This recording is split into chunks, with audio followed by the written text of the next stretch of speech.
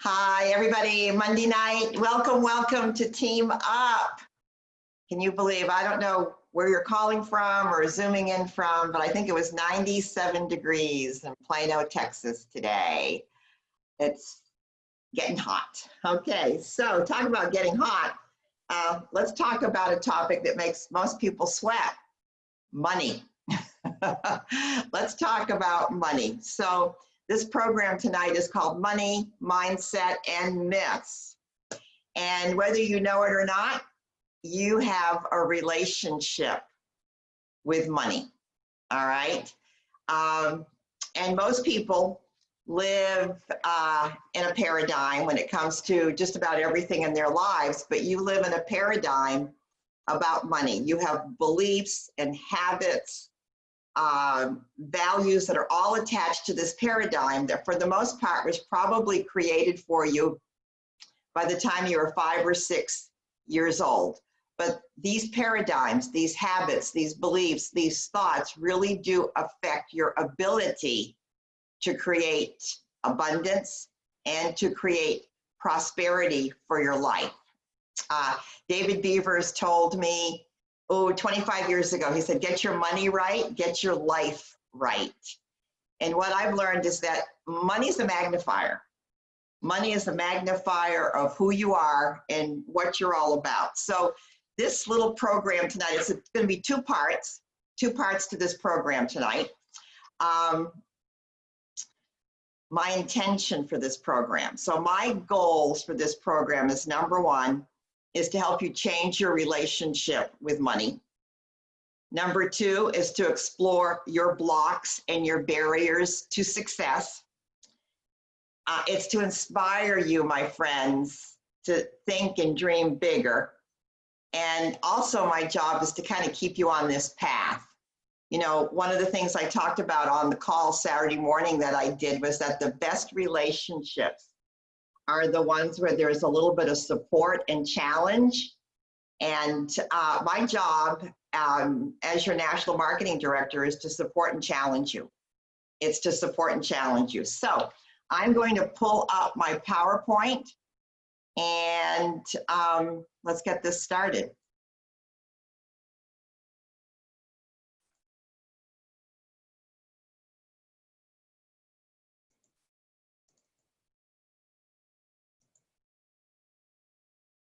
Okay, money, mindset, and myths. Okay, so the first thing that we need to do when it comes to developing a new paradigm about money is that we have to tell the truth, okay? And that's the first step. You know, being honest about your financial situation and exploring your beliefs and your attitudes about money, okay? The other thing too is in telling the truth is that it's also about being willing to do some inner work. It's about figuring out, you know, what is your early programming? What is your limiting beliefs? And how have they restricted these beliefs? How have they restricted your potential? Okay. And there might be some times when we're going through this either tonight or next week where you might even get a little angry at some of your past choices. But I'm going to tell you right now, this is about empowering you so that you can be more effective and that you can attract more abundance into your life. You know, Carl Jung once said, you know, whoever looks outside dreams, but that person who looks inside awakens. And Einstein said, our problems can't be solved at the same level of thinking that created the problem. Okay, so let's get a really good understanding of what is your mindset. Okay, because we're going to talk about that. You're going to hear me refer to your mindset a lot, like in the next 20 minutes. So your mindset, my friends, is a sum total of your beliefs, your values, your identity, your expectations, your attitudes, your habits, your decisions, your opinions, and your thought patterns about yourself, about others, about how life works. It's the filter through which you interpret what you see and what you experience. Your mindset will shape your life and it draws to you what you are exactly thinking about. So what you believe will happen will happen. Okay, so if we don't examine our mindsets and question whether it supports us or limits us, then we're operating on automatic. And Saturday morning, I talked about the cycle of unawareness, okay? And we're going to interrupt that by getting into some meaningful questions and exploring what is our mindset. So whatever you think about must come about. And we're going to talk about how might you be limiting your results. So one of the things we're going to start with, because this program is about money, I call this digging down to the roots. So because we understand now that our mindset, for the most part, our paradigms were something, we're not responsible for the paradigms, but we are responsible to break through them. And your paradigms were created pretty much by the time you're 5 or 6, correct? So basically something that you experienced because of your mother, your father, a teacher, a well-meaning tutor, a well-meaning mentor, okay? So I want you to ponder on a few of these questions. My biggest fear about money is, remember, the quality of the questions that you ask yourself will determine the quality of your life. So my biggest fear about money is, my father felt money was,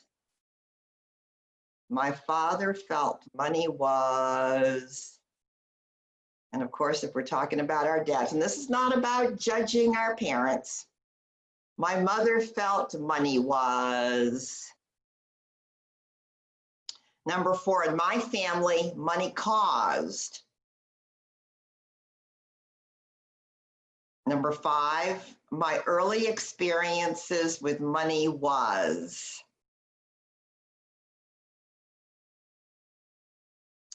In order to have more money, I need to.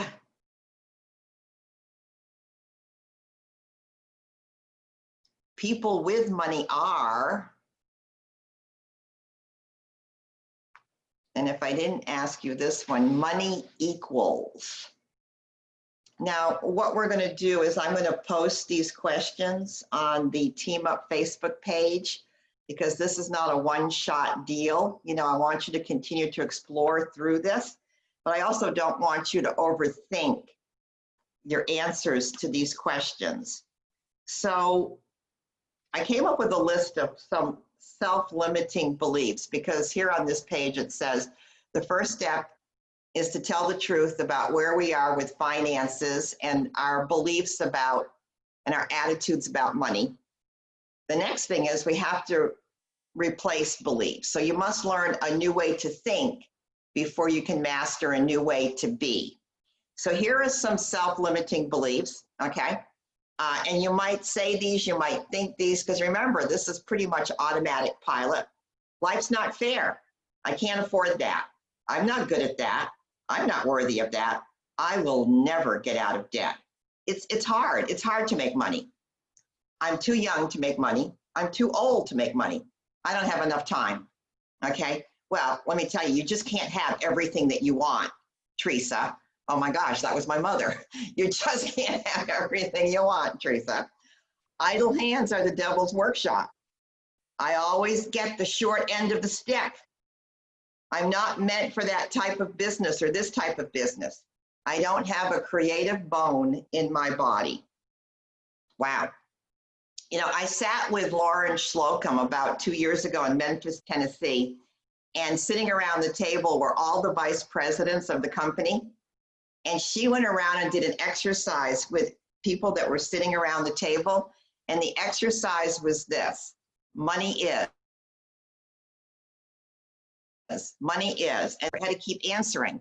And by the time she said money is, like the 20th time, you really started to see what people's limiting beliefs were. You know, I heard things like money causes problems.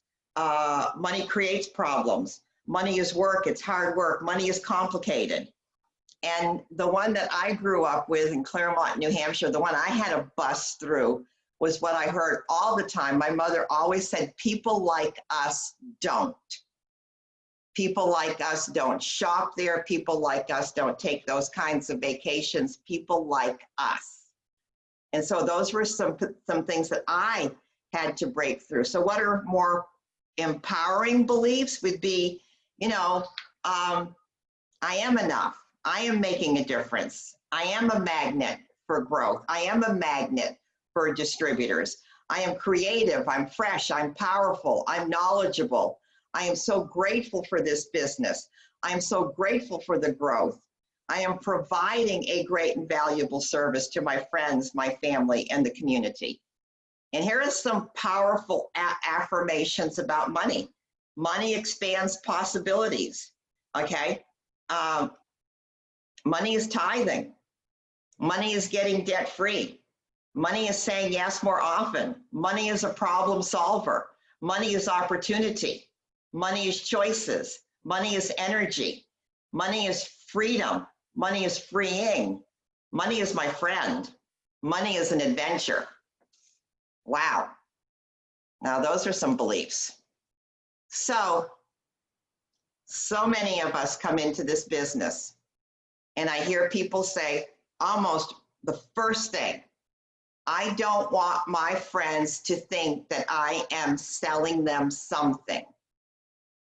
Okay, well, that comes because of our paradigms. That comes because at some level, if we believe that, if we say that at some level, we believe that money is greedy and that money is a problem. And what I have learned is that when we can get to that place, Barbara Staney, because some of you are reading that book, Secrets of Six-Figure Women, Barbara Staney calls it the click. It's that point where all of a sudden you can move from all the limiting beliefs about money to this. I am earning more money for one reason, and that reason is I am worth it. And when you can get there, when you can get right there at that moment, okay, every single fiber of your being starts to change. When you can get there, that's when you move into, I am earning more money because I am worth it and because I deserve to earn more money. Do you know what the Latin translation for the word deserve is? Some of you that have been on programs with me in the past know this. The Latin translation for the word deserve is to serve. Oh, and look at the business that we are in. We are in the business of serving others. And so once you can get there, where every cell in your being gets that I am worthy of it, I'm going to tell you, things will shift. Things will absolutely shift for you. So once you're starting to kind of get a grasp as to what your mindset, what your paradigms are about money, and you're starting to work at that level, then it's time to make a decision. This is step number 2, okay? It is step number 2, making a decision. And when we make a decision, we don't have to know exactly how we're going to get there. If you make a decision that you want to earn X amount of money, if you make a decision you want to get to national marketing director, if you make a decision you want to get a qualifying sales coordinator, you don't have to have every step in place. What I know is that a decision is like a magnet, and it will draw opportunities to you. 25 years ago, I learned that when the intention and the decision is clear, the how-to will appear. So one of the things I talked about on the call on Saturday is that when you start to make decisions for your life, what if you were able to think, feel, and act as if you're already in possession of that goal, of that intention? We are thinking, feeling human beings. We have 90,000 to 100,000 thoughts every single day. And every time we have a thought, it evokes an emotion. So what if you could become aware, interrupt that unawareness cycle, and you were to become aware, and you started to think, feel, and act as if you were already in possession of your desired outcome? What if? So, are you brave enough? Are you brave enough to make a declaration for how much money you want to earn this year? This year I will make XYZ. And this is where that saying has come up. We know we don't have a problem to solve. We have a decision to make. You know, Johann Goethe said, and I talked about that, I keep referring back to Saturday, but it was a great program. He said that when someone commits themselves, makes a decision, okay, one of the things that happens is that providence moves to. So what does that mean, providence moves to? Well, I like to call that grace, and some people might call it synchronicity. So I don't care what you call it, but when you make a clear, intentional decision, providence moves too. So let's just say something magical happens when you make that decision. But what I know about decision making is that that's when clarity and purpose will come together, and then you can put your plan into action and you become responsible. You stop blaming others and you become proactive instead of reactive. And you really get that it's not about luck or chance. Okay, there's something going on when you make a decision. Okay, so you don't have a problem to solve. But you know, guys, problems have a purpose. Did you know that the problems have a purpose? They're trying to get our attention. That's the purpose of a problem, to catch your attention. Okay, they kind of let us know that it's time to do something different. So this is one of my favorite quotes. It's something that I've used and quoted 100 million times in the past 27 years. Success is the intentional, premeditated use of choice and decision. And unless you choose with certainty what you want, you will accept table scraps by default. Wow, I don't want that. I don't want that for myself. And I certainly don't want that for any of you in the Team Up organization. And then this quote, more is lost in indecision than in the wrong decision. Okay, so each time we make a decision, it forms who we become. And if you ever notice that indecision is so stressful, I'm not sure, I'll think about it, let me see what my uncle thinks, let me see what this person thinks. Indecision is that indecision dance. And my gosh, that is stressful. Make a decision for your life, and then some things will start to happen. All right, get ready. You make a decision for your life, and you're going to enter what is called the grand conundrum. Abraham Maslow, a psychologist, said that he called it the comfort versus profit conundrum. Inside of each and every one of us, there is this internal contradiction, okay? Abraham Maslow said that there's two forces inside of each of us.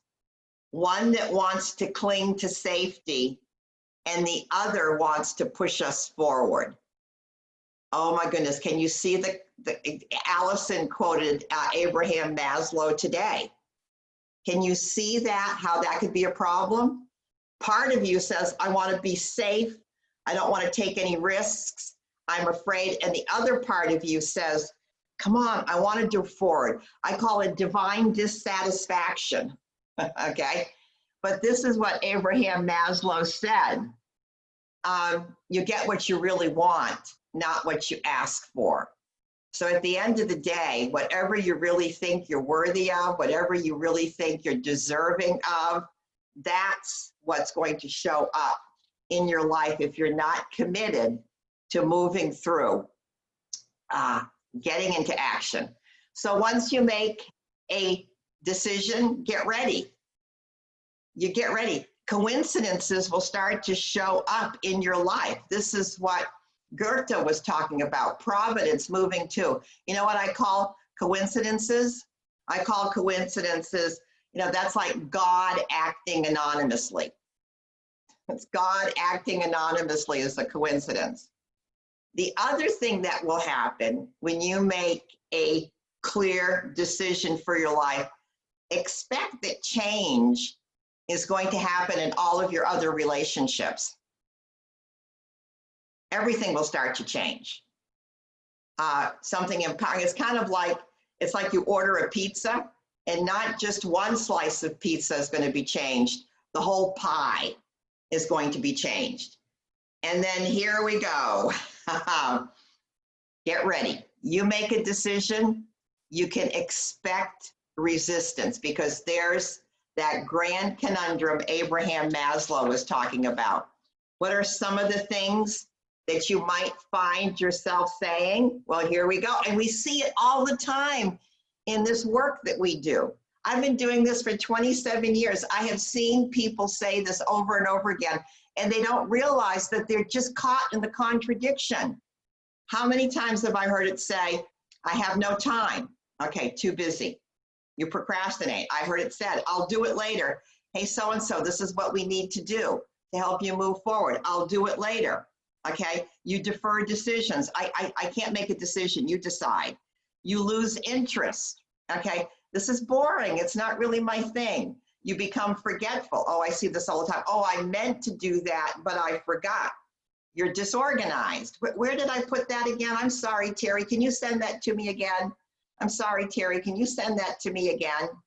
Okay.